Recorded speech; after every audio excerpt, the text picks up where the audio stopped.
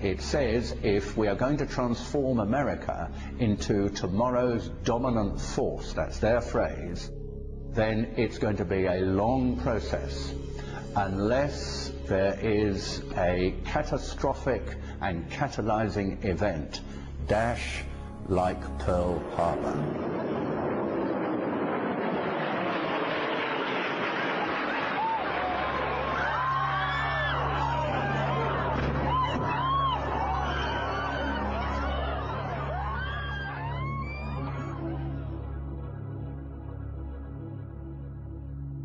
So, what happened?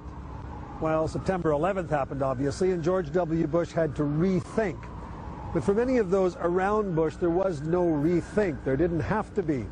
Long before September 11th, a small, influential group of neoconservatives here in Washington had wanted to see the United States transformed into a sort of benevolent ruler, unchallenged, astride the world.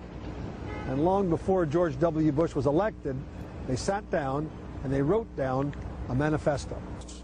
The document was effectively a charter of the Project for a New American Century, a neoconservative think tank in Washington. The founding members included Donald Rumsfeld, Dick Cheney, Paul Wolfowitz of the Defense Department, Richard Pearl, head of the Defense Advisory Board,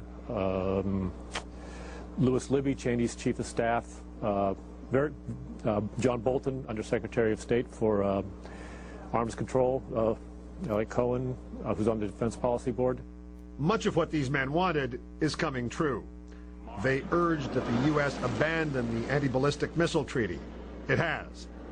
They wanted establishment of more permanent U.S. military bases abroad. That is happening in the Philippines and in Georgia and will likely happen in Iraq. They urged regime change as a goal of foreign wars, not just in Iraq. They wanted the U.S. as a global constabulary, their word, unburdened by the UN or world opinion, preventing any challenge to U.S. dominance.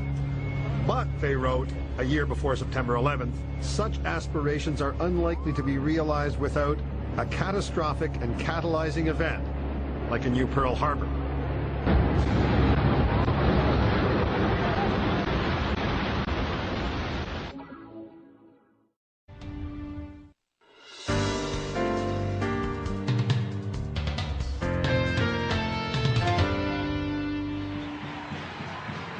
It was spring of the year 2000.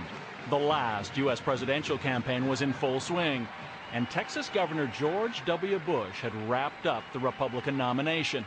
We get to send a signal that we're sick and tired of Clinton Gore in Washington, D.C.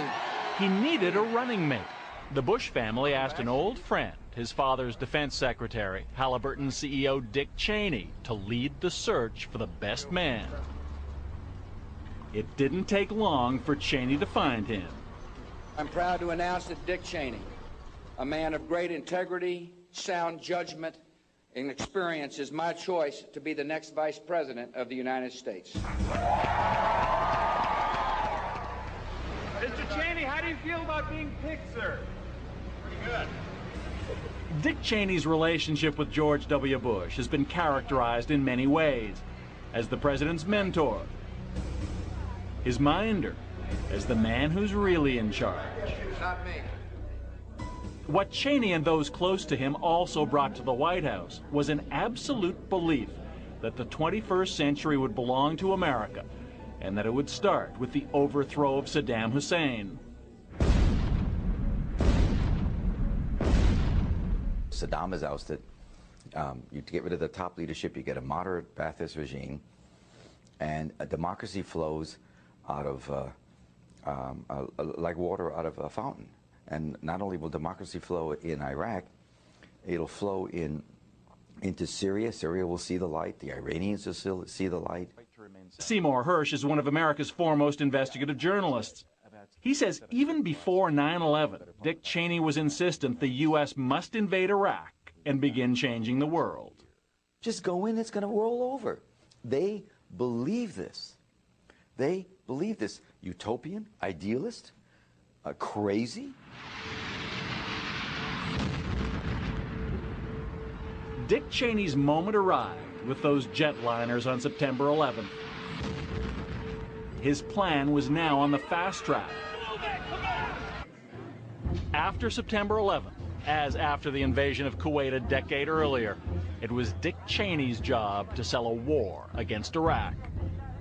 We all have to recognize as a nation that 9/11 changed a great deal in our lives. We know that Saddam Hussein had the intent to arm his regime with weapons of mass destruction. We do know with absolute certainty that he is using his procurement system to acquire the equipment he needs in order to enrich uranium to build a nuclear weapon. According to Seymour Hersh, selling that nuclear threat was crucial for Cheney to convince Americans to support the war. With that case, they could not only win the public, but they could win the Senate, the Democrats in the Senate. You have to understand, without that case, I don't think they could have gotten the authority. The problem was that though the Central Intelligence Agency had been tasked to find evidence of Saddam's WMDs, especially nuclear weapons, that's not what the best information showed. Dick Cheney visited CIA headquarters. Not once, the record shows, but 8 separate times. He's said to have wanted to see more forward-leaning intelligence on Iraq. Analysts get the drift. They get the drift. They write reports critical, they go nowhere. They write a report that supports the White House. All of a sudden, they're giving briefings at the White House. Come on. Everybody gets the drift. About the same time, the Pentagon established a secretive group to work closely with the Vice President on intelligence matters. It was known as the OSP, the Office of Special Plans. Their starting point was not, let's try to figure out what was going on, but let's see what kind of information we can come up with to justify the policy line that we wish to pursue.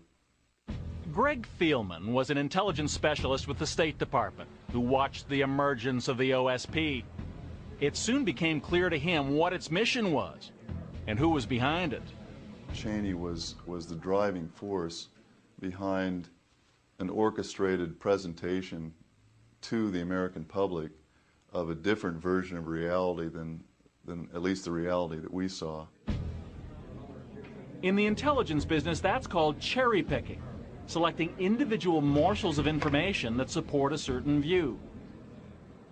And stovepiping, sending them without analysis right to the White House to be inserted into the president's script. Facing clear evidence of peril, we cannot wait for the final proof, the smoking gun. When I heard those speeches and read the transcripts, I recognized many of the anecdotes, many of the examples from things we were being given. Former Air Force Lieutenant Colonel Karen Kwiatkowski was at the Pentagon, working closely with the OSP staff.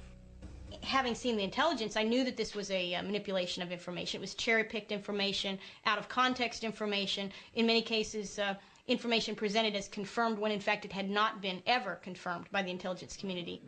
For instance, Kwiatkowski says the OSP touted an attempt by Saddam to purchase uranium for a nuclear weapon, without explaining it occurred almost 15 years earlier when Iraq was a U.S. ally. It bothered me a great deal because I saw it to be manipulation. I saw it to be conscious manipulation, not an oversight, but consciously done. It's how it appeared to me. Hey, how are you? Nice to see you. How you doing? Another example, a primary source named Ahmed Shalabi, then perhaps the best-known Iraqi expatriate. His organization was paid more than $300,000 a month to provide intelligence to the Office of Special Plans. Well, come on, you pay somebody $345,000 a month, you're going to get your money's worth, right? He wants to keep the checks coming. He's going to keep telling you things. How are you, sir? Fine. Pleasure to meet you. Thank you. How are you? Chalabi, a convicted bank swindler who hadn't lived in Iraq since he was 13, hoped to become the new Iraqi president when Saddam was ousted. His OSP reports were routinely optimistic, predicting American troops would be greeted as liberators. This is what allowed Iraqi National Congress, Chalabi, reports that have proven to be either completely fabricated or completely wrong, to get to the President of the United States without the proper kind of labels. We asked ex-CIA Director James Woolsey if intelligence gathering could also be improperly influenced by Dick Cheney's unprecedented 8 visits to CIA headquarters. Would you accept it as possible that the reaction to that kind of relationship with the Vice President would be what some call stovepiping or cherry picking, where you look for the kind of intelligence you believe they want and give it to them? I suppose it's a possible reaction of someone, but if people reacted that way as intelligence officers, they ought to be removed and replaced by people with backbone. You don't believe that kind of thing happened in this case with Iraq? I wasn't present in any of the conversations, but whether the vice president said something with a frown on his face or a smile on his face, it doesn't matter. It's the DCI, the CIA director's job to encourage his people to call it straight, and it's their job to call it straight. But former Pentagon staffer Karen Kwiatkowski says that's not what she saw happening. If you disagree with Dick Cheney, the highly predictable result is you will no longer be working for Dick Cheney. Indeed, as 2002 became 2003, and the drums of war grew louder, the intelligence quoted by U.S. officials was unanimous. Saddam Hussein was unquestionably a nuclear threat. Within a 2-week, 3-week period, every senior official began to talk about mushroom clouds. How many believed it? I think most of them did. When we return, Truth and Consequences at the White House.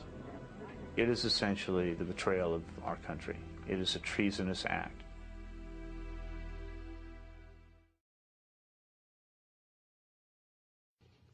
So they have a really delicate balance to walk between keeping us relatively fearful, but not so fearful that we stop what we're doing and really examine how it is that they've been waging.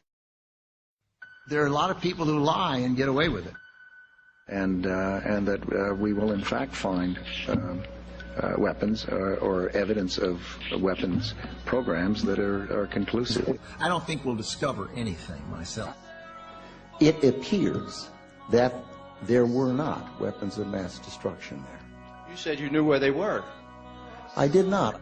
We know where they are. They're in the area around Tikrit and Baghdad and east, west, south, and north. Well, first of all, I haven't lied. There are a lot of people who lie and get away with it.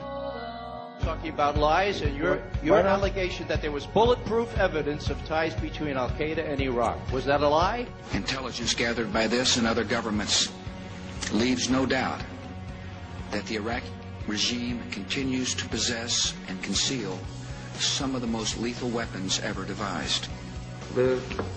Our people are going to find out the truth, and the truth will say that this intelligence is good intelligence, no doubt in my mind. I don't know anybody that I can think of who has contended that the Iraqis had nuclear weapons. And we believe he has, in fact, reconstituted nuclear weapons. Saddam Hussein is determined to get his hands on a nuclear bomb.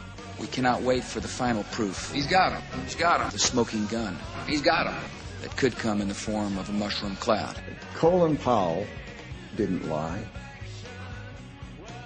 My colleagues, every statement I make today is backed up by sources, solid sources. These are not assertions. What we're giving you are facts and conclusions based on solid intelligence.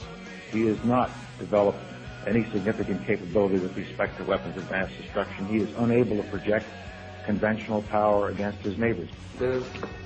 Our people are going to find out the truth. I have not suggested there's a connection between Iraq and 9/11. You have said in the past that it was, quote, pretty well confirmed. No, I never said that. Okay. I think that is... No, absolutely not. What I said was, it's been pretty well confirmed that he did go to Prague and he did meet with a senior official of the Iraqi intelligence service.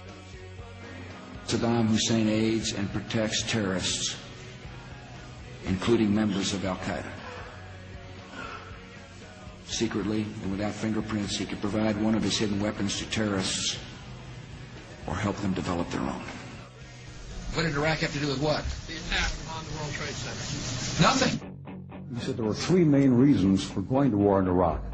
Weapons of mass destruction. Saddam Hussein has gone to elaborate lengths, spent enormous sums, taken great risks to build and keep weapons of mass destruction. The claim that Iraq was sponsoring terrorists who would have attacked us on 9/11. Before September the 11th, many in the world believed that Saddam Hussein could be contained. and that Iraq had purchased nuclear materials from Niger. The regime is seeking a nuclear bomb. All three of those turned out to be false. First, just if I might correct a misperception, I don't think we ever said, at least I know I didn't say, that there was a direct connection between September the 11th and Saddam Hussein. Who does the president think he's effing kidding? Of course, it was information that was mistaken. There are a lot of people who lie and get away with it. Those weapons of mass destruction got to be somewhere.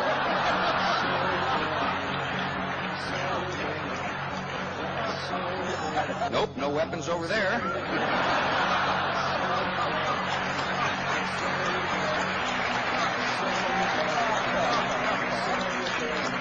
Maybe under here.